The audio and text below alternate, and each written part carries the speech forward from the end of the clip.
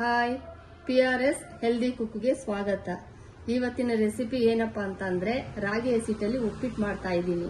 ಇದೇನಪ್ಪ, ಬನ್ಸಿ ರವೆ ಉಪ್ಪಿಟ್ಟು ನೋಡ್ಬೋದು, ಗೋಧಿ ರವೆನಲ್ಲಿ ಉಪ್ಪಿಟ್ಟು ಮಾಡ್ಬೋದು, ಅಕ್ಕಿ ರವೆನಲ್ಲಿ ಉಪ್ಪಿಟ್ಟು ಮಾಡ್ಬೋದು ಅನ್ಕೋತೀರಾ. ಇದೊಂದು ಈಸಿ ರೆಸಿಪಿ. ಬೆಳಗ್ಗೆ ಮುದ್ದೆ ತಿನ್ನೋರು, ಯಾರಪ್ಪ ಬೆಳಗ್ಗೆ ಮುದ್ದೆ ಅನ್ನೋರು ರಾಗಿ ಹಸಿಟ್ಟಲ್ಲಿ ಈಸಿಯಾಗಿ ಉಪ್ಪಿಟ್ಟು ಮಾಡಿ ತೋರಿಸ್ತೀನಿ, ಕಲ್ತ್ಕೊಳ್ಳಿ. ಇದಕ್ಕೆ ಬೇಕಾಗಿರೋ ಐಟಮ್ಸು: ರಾಗಿ ಹಸಿಟ್ಟು, ಈರುಳ್ಳಿ, ಮೆಣಸಿನಕಾಯಿ, ಕಡಲೆಬೇಳೆ, ಉಪ್ಪು, ಸಾಸಿವೆ, ಕರಿಬೇವು, ನೀರು. ಮಾಡಿ ತೋರಿಸ್ತೀನಿ, ಕಲ್ತ್ಕೊಳ್ಳಿ. ನೋಡಿ ಫ್ರೆಂಡ್ಸ್, ಇದ್ರ ವಿಶೇಷ ಏನಂತಂದ್ರೆ ರಾಗಿ ಹಸಿಟ್ಟು ನೀರು ಸ್ವಲ್ಪ ಉಗುರು ಬೆಚ್ಚಗೆ ಮಾಡ್ಕೊಳ್ಳಿ.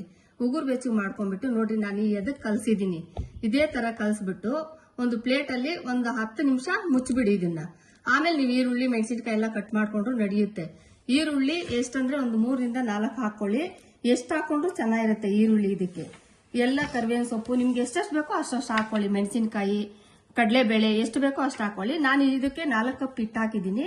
4 ಕಪ್ ರಾಗಿ ಹಸಿಟ್ಟಿಗೆ ಎಷ್ಟು ಬೇಕೋ ಅಷ್ಟು ಹಚ್ಕೊಂಡಿದ್ದೀನಿ. ಈರುಳ್ಳಿ 3 ಹಚ್ಕೊಂಡಿದ್ದೀನಿ. ಈ ತರ ನೀವು ಎಷ್ಟು ಜನ ಇದ್ರೆ ಅಷ್ಟು ಕಪ್ ಹಿಟ್ಟು ಹಾಕೊಂಡು ಅಷ್ಟಕ್ಕೆ ನೀವು ಎಷ್ಟು ಬೇಕೋ ಅಷ್ಟು ಮಾಡ್ಕೊಳ್ಳಿ. ಮಾಡಿ ತೋರಿಸ್ತೀನಿ, ಬನ್ನಿ ನೋಡ್ಕೊಳ್ಳೋಣ.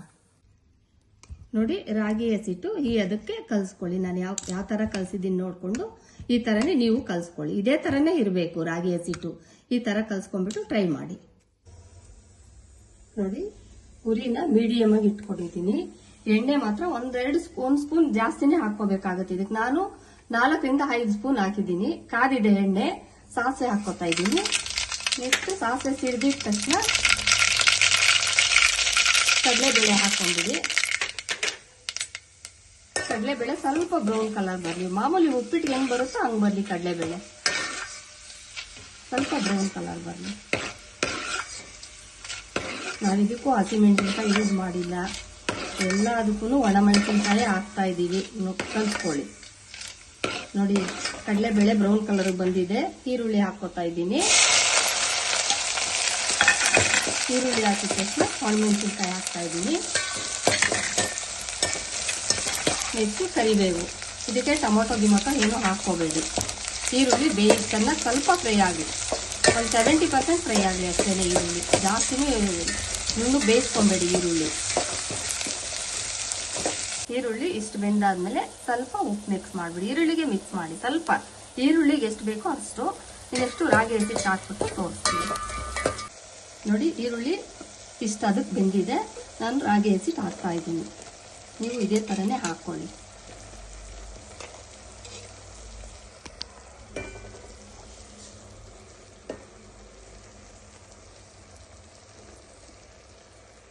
ಹಾಕೊಂಡು ಇದ್ರದ್ದು ಸ್ಪೆಷಲ್ ಏನಂದ್ರೆ, ನೀವು ಸ್ವಲ್ಪ ಒಂದು 5 ನಿಮಿಷದಿಂದ 10 ನಿಮಿಷದವರೆಗೂ ತಿರುಗಿಸ್ತಾನೆ ಇರಬೇಕಿದು.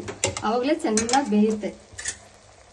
ನೋಡಿ, ನಾನು ತಿರುಗಿಸ್ತಾ ಇದ್ದೀನಲ್ಲ, ಈ ತರ ತಿರುಗಿಸ್ತಾನೆ ಇರಿ. ಫುಲ್ ಬ್ಲ್ಯಾಕ್ ಕಲರ್ ಬರುತ್ತೆ ರಾಗಿ ಹಸಿಟ್ಟು. ನಾನು ತೋರಿಸ್ತೀನಿ. ಈ ತರನೇ ತಿರುಗಿಸ್ತಾನೆ ಇರಿ.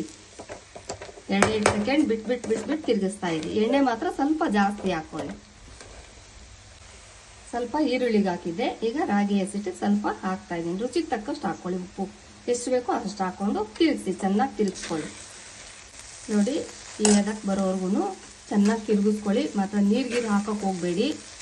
ನಾವು ಎಷ್ಟು ರಾಗಿ ಹಿಟ್ಟು ನೀರು ಹಾಕಿರ್ತೀವಿ ಅಷ್ಟೇ ರಾಗಿ ಹಿಟ್ಟಲ್ಲೇ ಇದು ಮಾಡಬೇಕು. ನೀರೆಲ್ಲ ಹಾಕೊಳ್ಳೋಕೆ ಹೋಗಬಾರ್ದು. ಇಷ್ಟ ಅದಕ್ಕೆ ಬಂದಮೇಲೆ ಸ್ಟವ್ ಆಫ್ ಮಾಡ್ಕೊಳ್ಳಿ.